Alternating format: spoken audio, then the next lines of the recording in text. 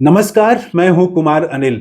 इमरान प्रतापगढ़ी आज चर्चा में हैं। राज्यसभा के सदस्य हैं, कांग्रेस के नेता हैं और वक्फ संशोधन बिल पर जो उन्होंने अपनी बात रखी है, वो वीडियो वायरल है। अनेक लोगों ने उस वीडियो को शेयर किया है। अनेक लोग कह रहे हैं कि ये इनका जो भाषण है, ये नेहरू और अटल बिहारी वाजपेयी जब संसद में थे, उस संसद की याद दिलाने वाला इनका ये भाषण है।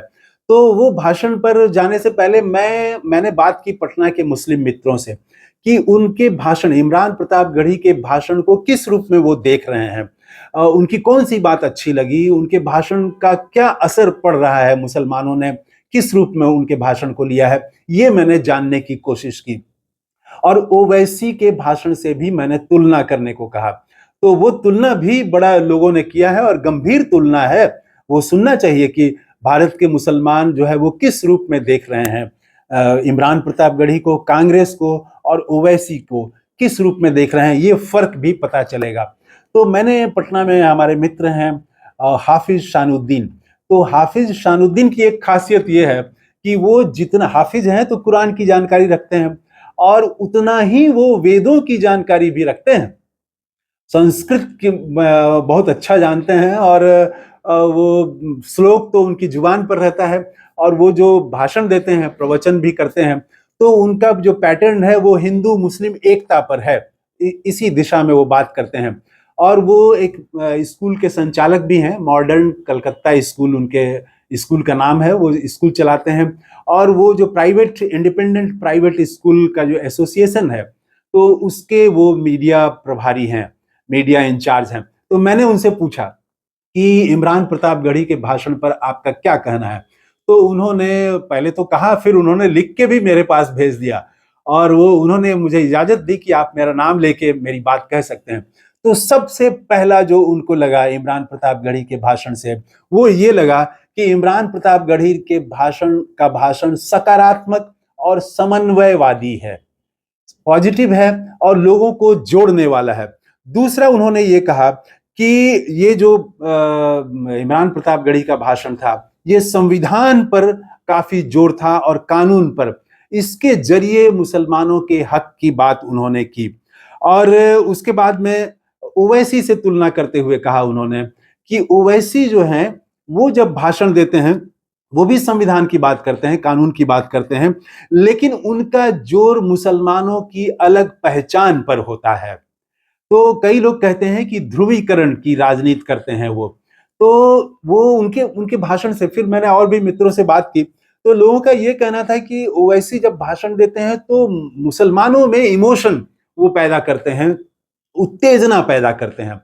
तो और वो भारतीय जनता पार्टी में कोई उत्तेजना पैदा नहीं होती है। भारतीय जनता पार्टी के लोग जो हैं वो मुस्कुराते हुए सुनते रहते हैं और फिर उस पर बहस चलती है टीवी में कि देखो ओवैसी ने ये कहा।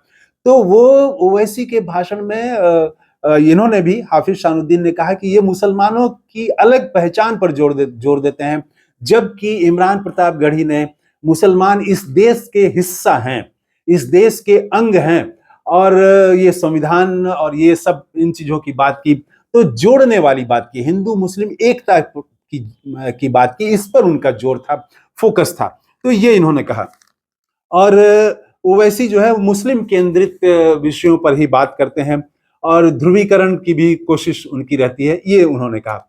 फिर मैंने फोन किया और भी कुछ मित्रों को किया, लेकिन जिनका मैं नाम ले सकता हूं तो वो हैं, जन सुराज के नेता हैं मोहम्मद शहजाद। तो उनको मैंने फोन किया कि आपने भाषण सुना? तो उन्होंने कहा कि हाँ, मैंने सुना है भाषण। तो मैंने कहा कि कैसा भाषण था? तो पहले तो वो बहुत जबरदस्त भाषण है, बहुत शानदार भाषण है, ये कहा।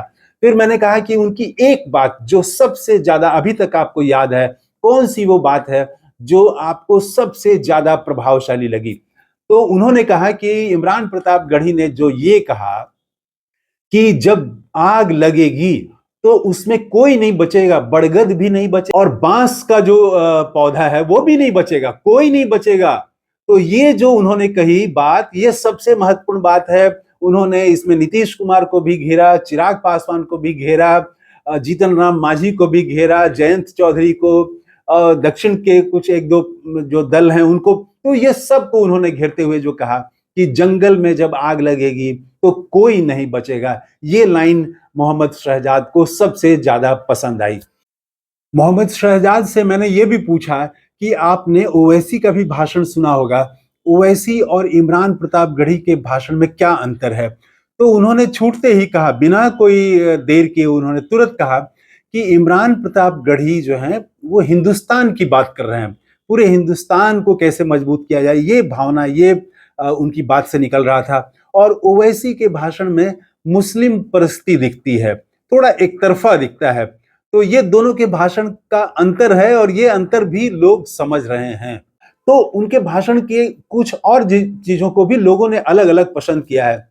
जैसे उन्होंने पूरे तर्क के साथ ये जो खंडन किया अमित शाह के भाषण का, कि अमित शाह 123 जो वक्फ की संपत्तियां हैं जो इसको कांग्रेस ने सौंप दिया वक्फ को, उसको लेके वो काफी शोर मचा रहे हैं। इस पर जो रखा इमरान प्रतापगढ़ी ने, जिस तरह से पूरा वो 123 वक्फ संपत्ति का इतिहास रख दिया, उसको कई लोगों ने कहा कि ये बहुत शानदार था, कि कैसे अंग्रेज जब कलकत्ता से राजधानी दिल्ली ला रहे थे तो लुटियंस जोन बनाने के लिए उन्होंने मुसलमानों की बस्ती और जमीन जो है वो एक्वायर की, और उसमें बहुत सारे धार्मिक स्थल भी थे। तो मुसलमान उसके लिए लड़े अंग्रेजों से, और फिर अंग्रेजों ने जो धार्मिक स्थान थे वो धार्मिक स्थान छोड़ दिए। वही उसके लिए फिर अलग से एक्ट बना, फिर उसका प्रबंधन कैसे देखा जाए, फिर उस पर आकर के इंदिरा गांधी के समय में उस पर जो है वो कमेटी बनी, और कमेटी बन करके कैसे फिर वक्फ को सौंपा गया, कोर्ट में भी मसला गया। ये सारा चीज होते हुए विश्व हिंदू परिषद ने कोर्ट में मामला ले गया था। तब फिर जब कोर्ट का भी फैसला आ गया, सब कुछ होते हुए तब 2000 पूरा इतिहास रख दिया कि ये ऐसा नहीं कि कांग्रेस ने दे दिया, बल्कि ये मुसलमानों की ही वक्फ संपत्ति थी जो अंग्रेजों ने ली थी।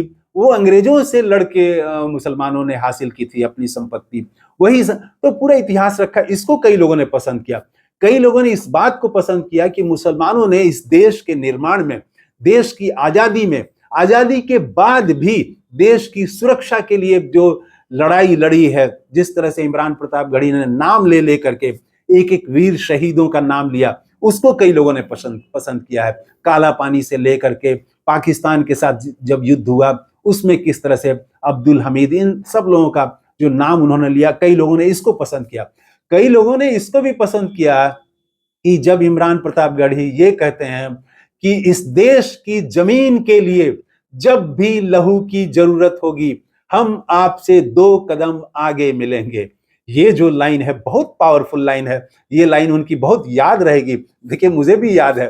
तो ये लाइन को भी कई लोगों ने कोट किया कि नहीं, ये लाइन बहुत जबरदस्त लाइन है। तो कुल मिला के उनका भाषण जो है वो देश को जोड़ने वाला है, मोहब्बत की बात की है। और भारतीय जनता पार्टी का जो एजेंडा है उस एजेंडा का पर्दाफाश उन्होंने किया है, ये बात तो गई है। और मुसलमानों में उनके भाषण से कोई उत्तेजना नहीं है, कोई तनाव नहीं है, बल्कि एक भरोसा जगह है।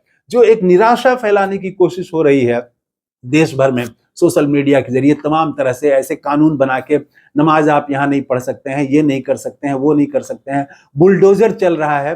तो ये सब चीजों पर एक निराशा में ढकेल देना, उनको अलगाव में डाल देना।